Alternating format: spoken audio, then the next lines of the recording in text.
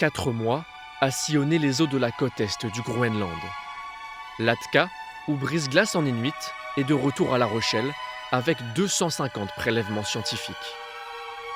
Les derniers échantillons ont été récupérés pour être analysés.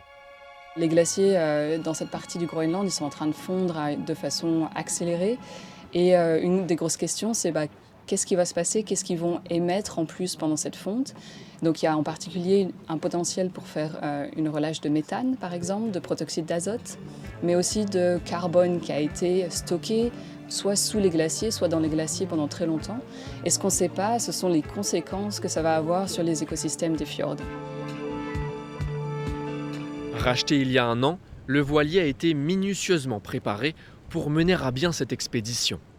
Son équipage a cartographié 4 fjords, des échantillons uniques, encore jamais prélevés dans ces zones. Et là, vous allez voir notre ballon pilote. Là. Ça nous a permis, parce que ce voilier est assez atypique, mais d'aller très proche notamment des glaciers pour faire des prélèvements.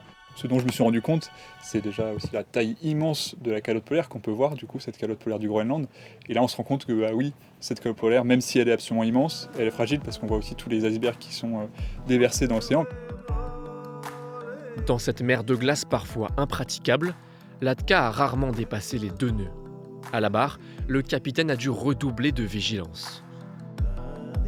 Avec les images satellites, c'est là qu'Internet, ça change vraiment la donne.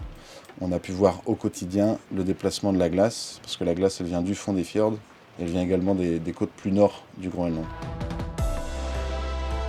L'expédition devrait être renouvelée pour les 2 prochaines années. Les premiers résultats scientifiques seront publiés avant le mois de décembre.